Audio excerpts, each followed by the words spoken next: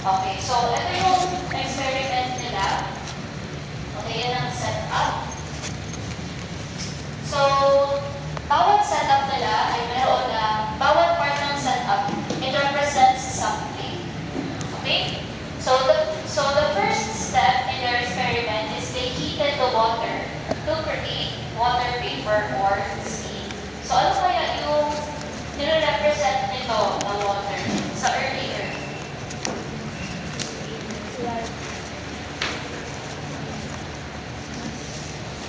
Ano kaya nire-represent nito? And then, the water vapor mixes with other circulating gases. Ano yung mga gases na present dito? We have methane, ammonia. Okay, and they come together in this particular part ng tube where they are bombarded with electric shocks. Ano kaya nire-represent nito na ammonia, na methane? How about these electric shocks? And then, okay, electric sparks bombard the circulating gases, and then the mixture cools and liquid forms, and then sa liquid, merong na-form na organic molecules. Ano lang ang significance nito ng organic molecules? These are the building blocks of life, the biomolecules. So may na-form na amino acids, which are the building blocks of proteins and other organic compounds. Okay, so based from this diagram, what do you think is the representation of water in their setup? Sa early Earth, ano na-represent kaya niya? Ano nasa early Earth? May water. The oceans. Okay, how about, ano yung nire-represent ng water vapor, ng ammonia, and ng hydrogen? Ang atmosphere. Okay, that's correct. How about electricity, sparks of electricity?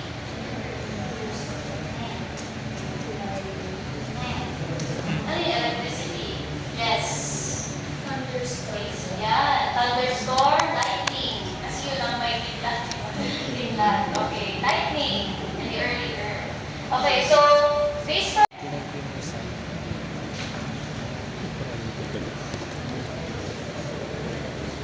ano yung result ng kanilang experiment?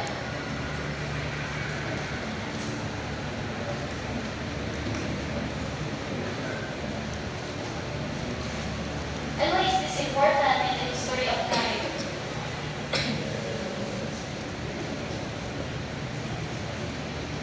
Diba yung early Earth? Harsh environment, walang life, walang oxygen.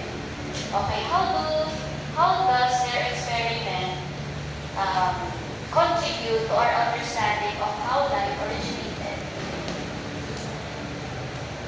Yes, Miss Lumami. Wala. Sige, yes.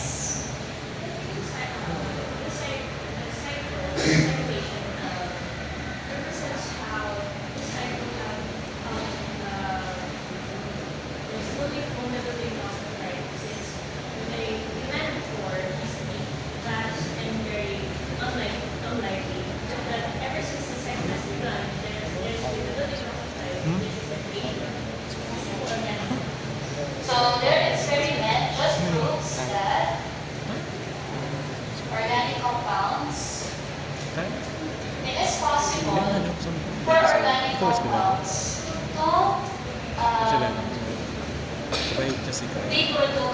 can be produced spontaneously from the inorganic compounds and conditions of the early Earth. Yan lang yun. So, ito ang major question mark sa atin. If uninhabitable ang Earth, paano kaya nag-start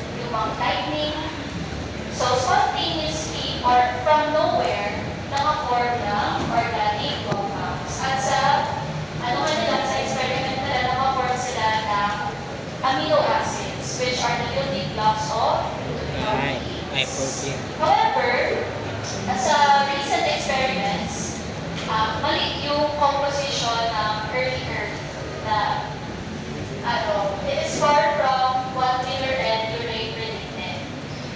However, yung recent experiments naman nakaprove na nakaproduce sila ng RNA and yung elements na uracil and other organic compounds. Okay, so may na-form na RNA and uracil.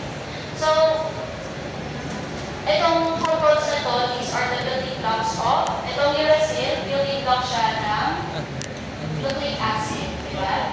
So, yeah. Even though mali yung composition ng atmosphere sa Miller-Urey experiment, similar pa rin ang results na it is possible for organic compounds to be spontaneously produced in the early